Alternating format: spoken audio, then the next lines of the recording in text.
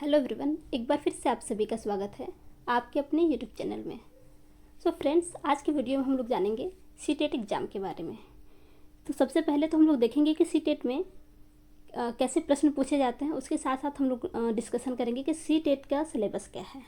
यानी बात करें सीटेट पेपर 1, यानी पेपर 1 से आप लोग समझते होंगे 1 to 5 की बात कर रहे हैं, जिसमें आपके सीडीपी से 30 नंबर के प्रश्न पूछे जाते हैं। ठीक है।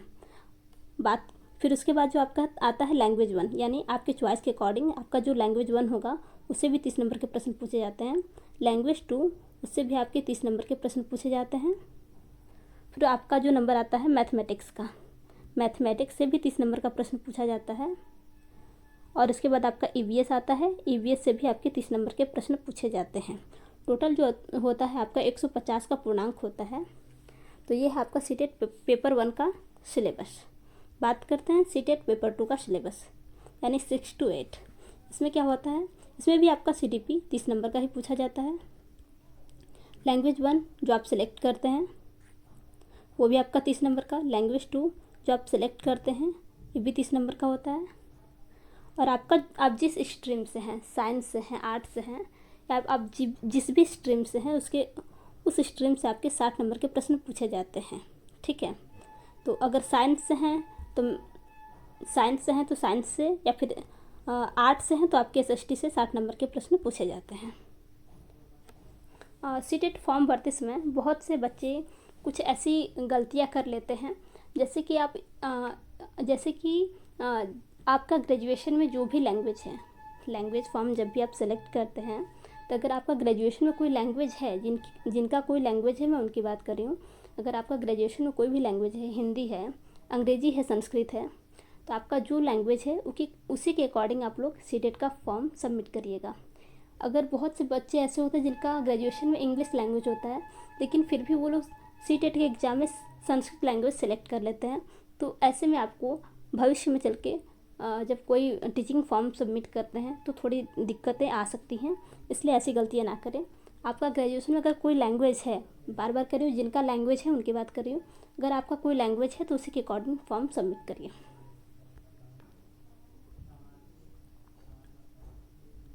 चलिए देखते हैं सीटेट पेपर 1 और सीटेट पेपर 2 दोनों के लिए सीडीपी के 30 नंबर के प्रश्न पूछे जाते हैं। तो स्टार्ट करते हैं। आज की क्लास का पहला प्रश्न है,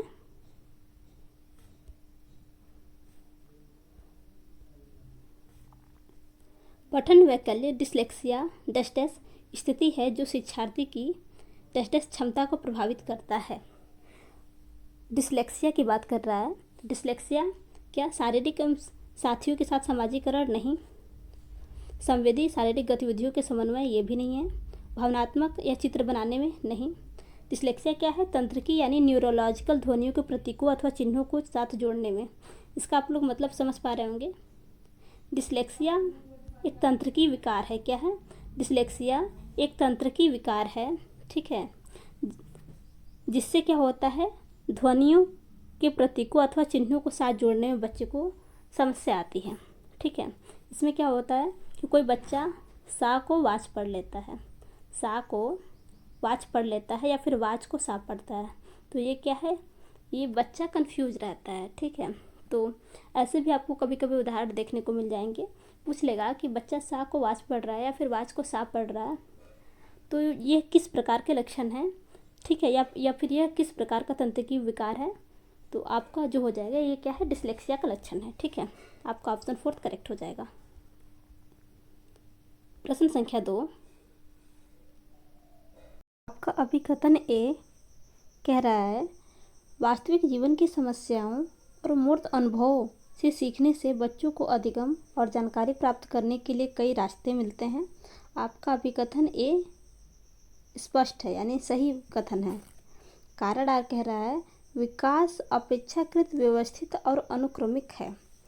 आपका कारण आर भी सही है, लेकिन आपका अभिकथन ए, कारण आर दोनों सही है, लेकिन क्या है, अभिकथन ए की कारण आर क्या है, स्पष्ट व्याख्या नहीं कर पा रहा है, इसलिए आपका ऑप्शन 4 करेक्ट हो जाएगा। आपका ए और आर दोनों सही है, लेकिन आर ए की सही व्याख्या नहीं कर रहा है। प्रश्न संख्या 3, पाठ्य पुस्तकों और मीडिया में विभिन्न जेंडरों का प्रतिनिधित्व कितना और किस तरीके से किया जाता है जैसे महत्वपूर्ण प्रश्न पूछने से किसको प्रोत्साहन मिलेगा। फर्स्ट है जेंडर पहचान को मजबूत करना, सेकंड है जेंडर भूमिका की नम्यता को हतोत्साहित करना, थर्ड है जेंडर रूढ़ियों पर सवाल उठाना, फोर्थ है जेंडर स्थिरता को मजबूत करना। तो आपका जो सही जवाब हो जाएगा आपका ऑप्शन थर्ड करेक्ट हो जाएगा। क्या है? जेंडर रूढ़ियों पर सवाल उठाना। क्या है? जेंडर रूढ़ियों पर सवाल उठाना। पाठ्य पुस्तकों और मीडिया में विभिन्न जेंडर का प्रतिनिधित्व कितना और किस तरीके से किया जाता है। इस प्रकार के प्रश्न पूछने से क्या है? जेंडर रूढ़ियों पर सवाल उठाने को प्रोत्साहन मिलेगा। तो आपका ऑप्शन थर्ड करेक्ट हो जाएगा। प्रश्न संख्या 4, अभिकथन ए, एक समावेशी कक्षा में सीखने के लक्ष्यों, शैक्षणिक रणनीतियों के साथ साथ आकलन में अनुकूलन किया जाना चाहिए।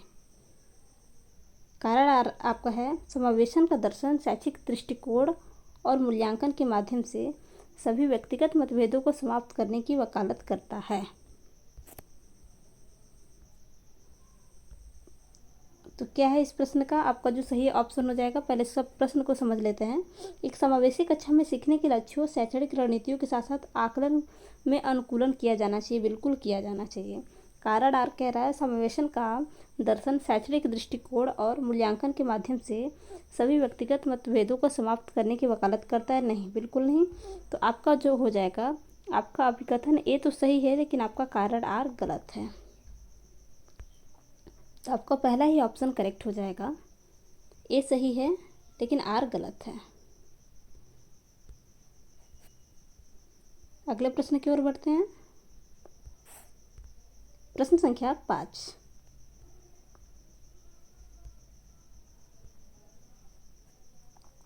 एक शिक्षिका ने नोटिस किया कि उसका एक छात्र अत्यधिक विचलित है और उसे कक्षा के दौरान ध्यान देने में परेशानी होती है। निम्नलिखित में से कौन सी रणनीति छात्र को केंद्रित करने में मदद करने के लिए एक प्रभावी रणनीति होगी। यानी एक बच्चा है जो कि क्या अपना ध्यान केंद्रित नहीं कर पा रहा है, तो कौन सी रणनीति उसके लिए प्रभावी होगी। ठीक है, फर्स्ट है स्वनियमन और समय प्रबंधन के लिए छात्र को टाइमर देना। आपका पहला ही ऑप्शन करेक्ट हो जाएगा। क्या है? आपका पहला ही ऑप्शन करेक्ट हो जाएगा। हालांकि अन्य ऑप्शन को देख लेते हैं। सेकंड कह रहा है माता पिता को बुलाकर, बिल्कुल नहीं। बच्चे के खिलाफ अनुशासनात्मक कार्यवाही, ये बिल्कुल गलत है। बच्चे को बार बार कार्य देंगे तो ये भी बिल्कुल गलत है। और शक्ति अवधि बढ़ाने की लिए कहना, ये भी आपका गलत है। प्रश्न संख्या 6, अभिकथन ए, शिक्षकों को निरंतर अपने स्वयं के रूढ़िवादिता और पूर्वाग्रहों पर चिंतन करना चाहिए। बिल्कुल करना चाहिए। कारण आर कह रहा है सांस्कृतिक रूप से उत्तरदायी शिक्षण का अर्थ है कि यह शिक्षक चिंतनशील हो। बिल्कुल। क्या है? शिक्षक क्या हो? चिंतनशील हो। तो आपका अभिकथन ए और आपका कारण आर दोनों सही हो जाएगा, इसलिए आपका ऑप्शन थर्ड करेक्ट हो जाएगा। ए और आर दोनों सही, आर ए की सही व्याख्या करता है। प्रश्न संख्या 7,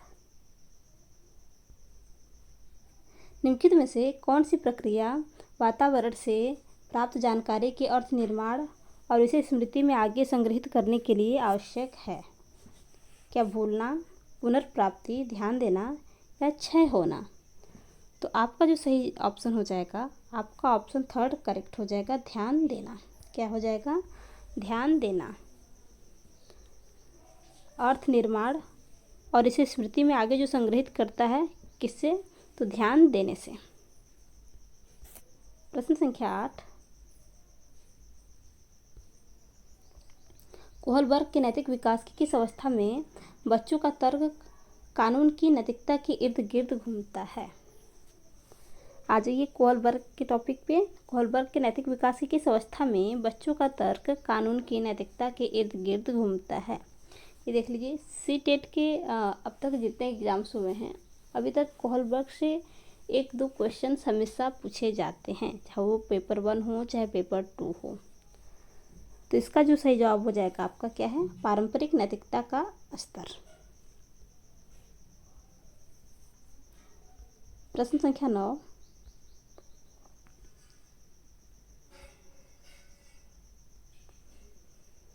निम्नलिखित में से कौन सा संरचनावादी अधिगम सिद्धांत का मूल सिद्धांत है? संरचनावादी अधिगम सिद्धांत का मूल सिद्धांत है।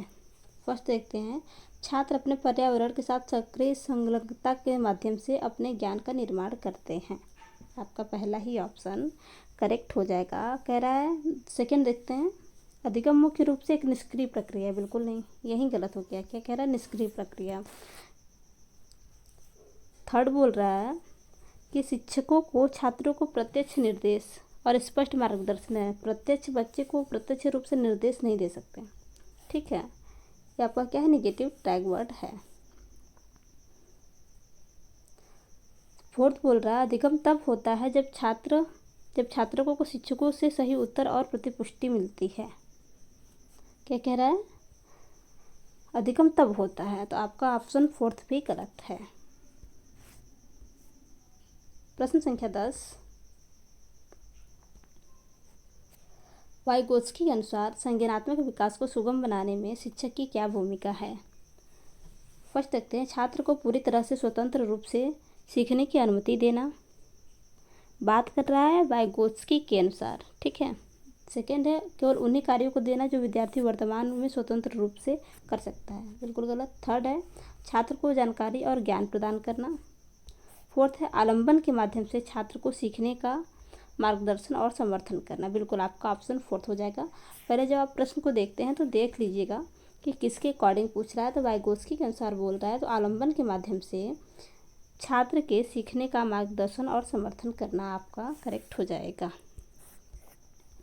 प्रश्न संख्या 11,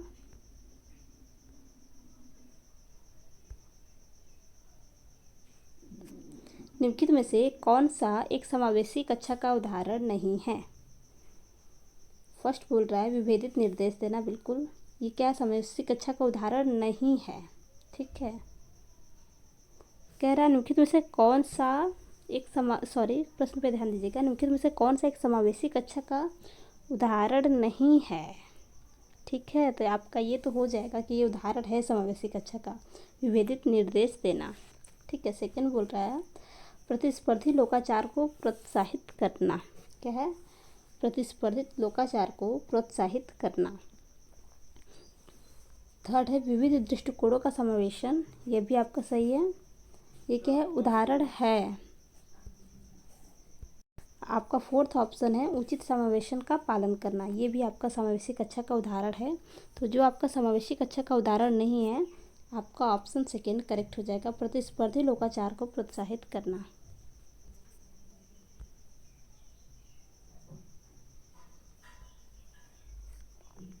प्रश्न संख्या 12, एक प्रारंभिक विद्यालय का शिक्षक छात्र के शैक्षणिक आत्मसंप्रत्यय के विकास को दृढ़ता से प्रभावित कर सकता है। इसका सही जवाब क्या हो जाएगा? फर्स्ट देखते हैं, छात्रों में स्वायत्तता और पहल को पुरस्कृत करना। आपका फर्स्ट ही ऑप्शन करेक्ट हो जाएगा। सेकंड बोल रहा है विशेष छात्रों से बहुत कम उम्मीद रखना। बिल्कुल गलत है। सभी छात्रों से बहुत कम अपेक्षाएं रखना। और कह रहा है छात्रों में स्वायत्तता और पहल को दंडित करना। तो आपका क्या है? फर्स्ट ऑप्शन करेक्ट हो जाएगा। प्रश्न संख्या 13,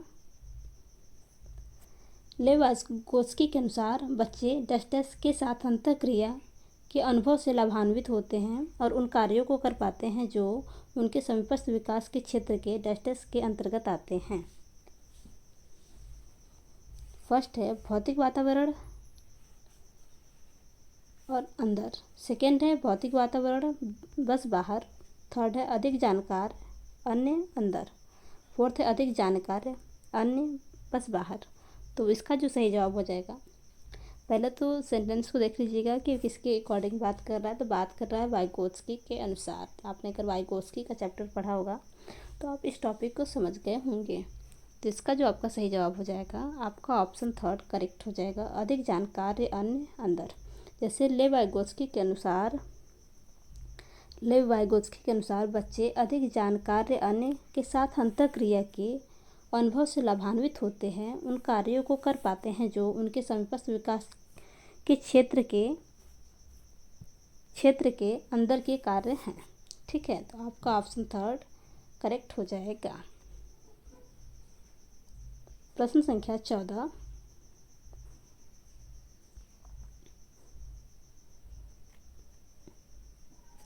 अभिकथन ए, ऐसा कोई उद्देश्यात्मक निश्चित क्षण नहीं होता जब कोई बच्चा मध्य बाल्यावस्था या किशोरावस्था में प्रवेश करता है। ऐसा कोई उद्देश्यात्मक निश्चित क्षण नहीं होता जब कोई बच्चा मध्य बाल्यावस्था या किशोरावस्था में प्रवेश करता है।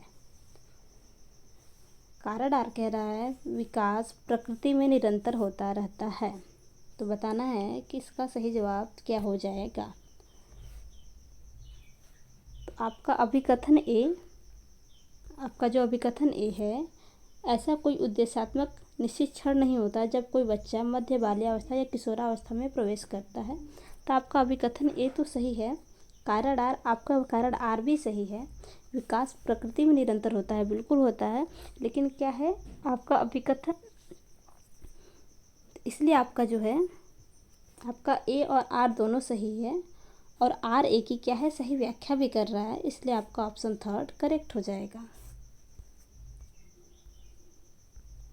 प्रश्न संख्या 15। एक प्रगतिशील कक्षा में आकलन।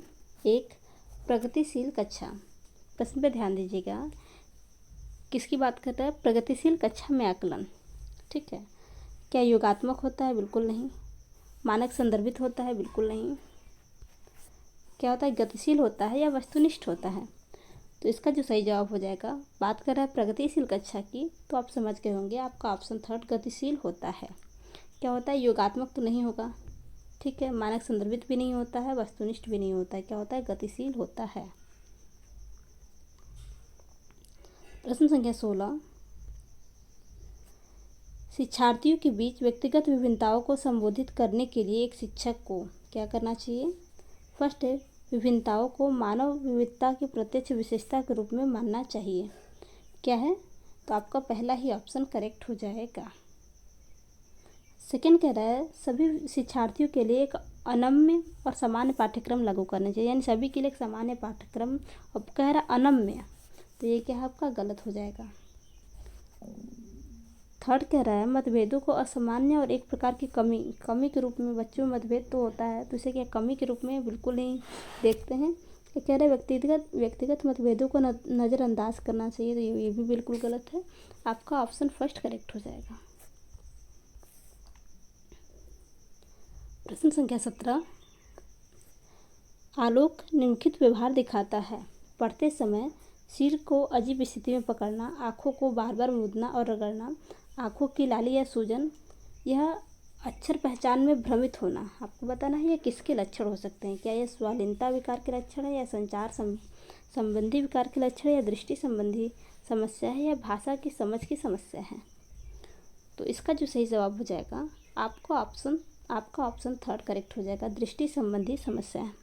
सो फ्रेंड्स, अगर आपको आज की वीडियो हेल्पफुल लगी है तो वीडियो को ज़रूर से ज़रूर लाइक करिएगा और चैनल को सब्सक्राइब करना न भूलिएगा। धन्यवाद।